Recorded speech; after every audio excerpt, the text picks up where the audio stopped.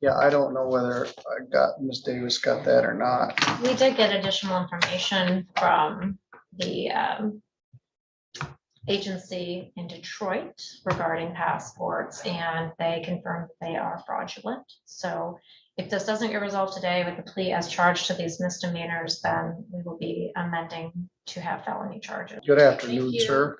Are you Kirk Edwin Jensen? Yes, I have documents in here that I just filed with the clerk, and I need to submit them here.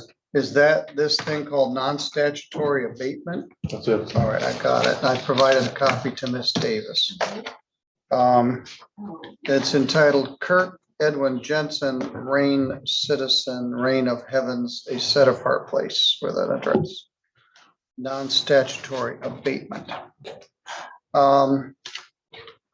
File number 23660ST, charges operating with no license. Charge 23661, charged with operating with no license in your possession. I don't think you can be convicted of both of those, as I said at our arraignment. And then the third count is a civil infraction, no proof of insurance. Could probably be charged as no insurance, but it was charged as a civil infraction. I have the proof of that here, May I see it?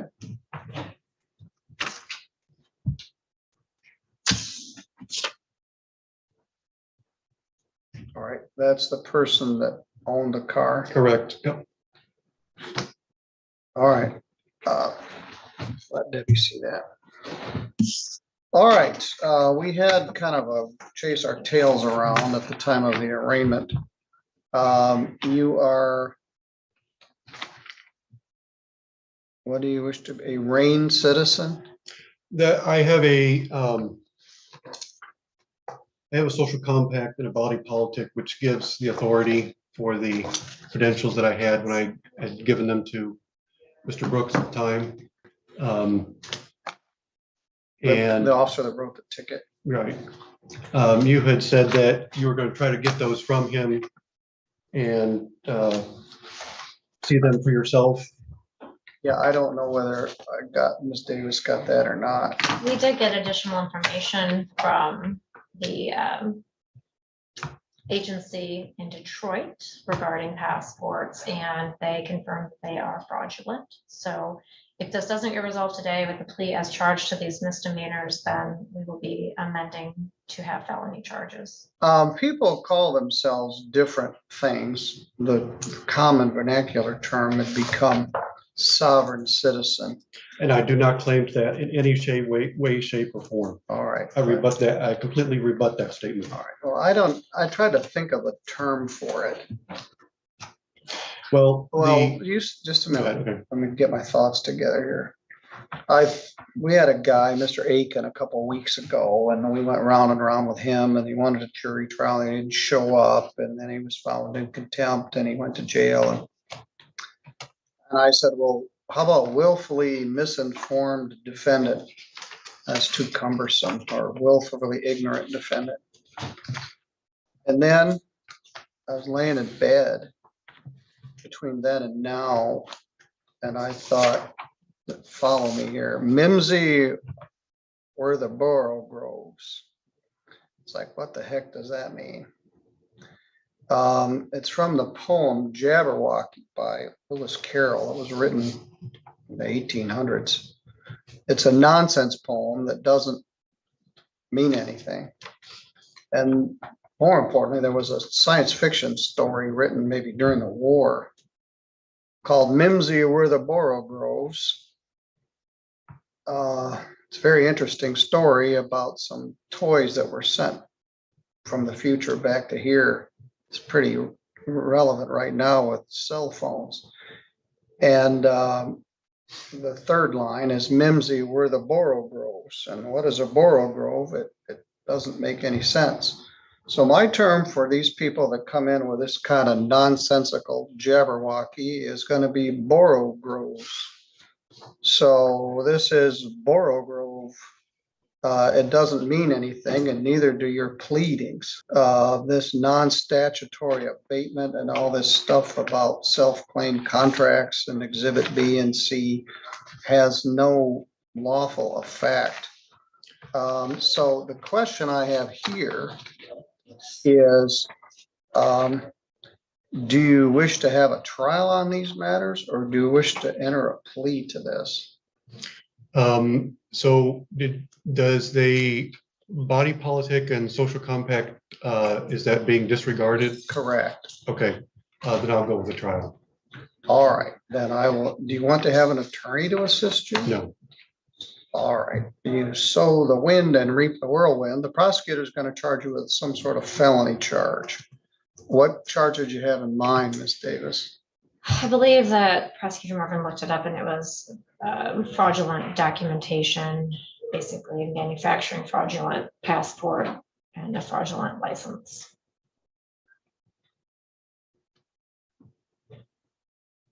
We talked about Conch Republic passports. Whatever you had, and this false passport and some claim that somehow you had an international driver's license. You have to have a driver's license from somewhere to have an international driver's license. And this isn't it? And I had that too. I have that too, yes. All right, well. One last question. The documents that were taken by Mr. Brooks, I want to make sure that those are entered in as evidence when the time comes. Do you have those, Deborah? I do not have physical possession of them. As all evidence, it's held by the sheriff's department and the evidence lockers. So certainly we would introduce those as exhibits. All right. Well, you're always polite enough, but I stand this, firm. well, this, it's the stand problem firm with on this is insidiously dangerous. People decide on their own that the rules don't apply to them. And even though they're polite and respectful, you're yanking my chain, and this is a waste of our court's time and Miss Davis's time. I intend to prove that All these right. things are correct. All right, maybe you do, but they aren't. This stuff is meaningless. And if everybody decided like you that they don't need a driver's license, they don't participate in our social contract, and they wish to use our public roadways and our streetlights and our court system, but hey, it doesn't apply to me, things would break down. The rule of law would cease to exist. So it's polite, but it's insidious and it's dangerous. What's next? I don't have the social contact, so I can punch somebody in the nose. I can kill somebody. I can sell drugs. The rules don't apply to me because I'm a RAIN citizen. Well, it don't work that way, at least not here in Michigan or in St. Joe County. Same rules apply to you that apply to everybody else. And you're going to get charged with a felony document fraud case. Do you want a bench trial or a jury trial? Jury. Yeah, the same thing. It's hypocritical. The rules don't apply to you, but you don't mind bringing in 30 of your citizens to come in and It's hear going to be this just stuff. me. It's just going to be just me. I'm going to set for a jury trial. Mimsy, where the borough grows. That's what this amounts to. 'Twas brilling on their slithy ties. It's a bunch of nonsense. And so, Mr. Borough, I will see you on August 16th at 8:30. Your Honor, just to clarify a few things in anticipation of that. As far as service, Mr. Jensen, will you accept service at the email that you have on this non-statutory abatement? Correct, yes. Okay, so just wanted the clarification that I'm going to send a witness list to him, make sure that he has the supplemental report from. Yeah, there is Detective one thing Steers. that it does have some merit in here. He asked for discovery. So yes, your request for discovery is honored, and the prosecution will provide all discovery to the defense. Yes, so we'll be providing that to the email that's listed on this document that was filed And what today. email will I will I use to respond? Yours would, the email that it comes from, which Okay. is PROS at Okay. stjosephcountymi.org. As far as witnesses, the people would intend to call Deputy Kevin Brooks, Detective Sergeant Brian Steers, Chris Catone or Catone from the TSA, and James Herdman, Special Agent Diplomatic Security Service from the Detroit office. Will all that be included with the email? Yes, I will do a written witness list. So What's you that have it. officer's name?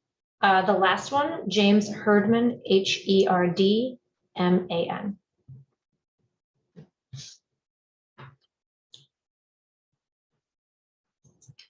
And then potentially this Cheryl Pulaski. The owner of the car? Yes.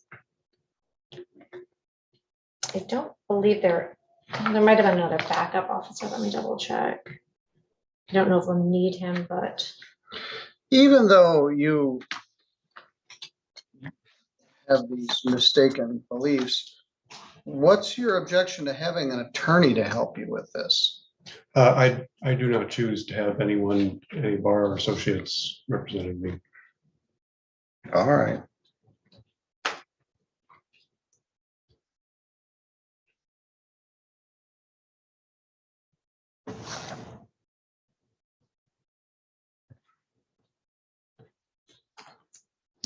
If it is not charged as a felony, in the meantime, you're to be here August 16th at 8:30. Okay. And do you have any witnesses that you wish to call? Potentially the owner of the car. I'm not sure at this point, but that would be one potential minimum. Other Just a minute. witnesses, would they be available? One precaution, the owner of the car might have a Fifth Amendment right not to testify. Mhm. If they're allowing you to drive the car without an operator's license, that could be a misdemeanor in and of itself. So that's something to consider. But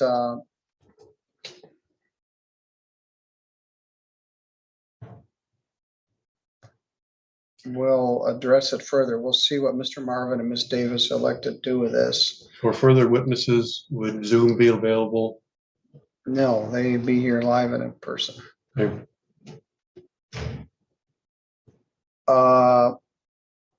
All right, any questions? All right, you're free to go. thank you, Ron. They choose to call themselves by different titles. Henceforth, I'm going to refer to this type of defendant as a Borough Grove. Makes me happy.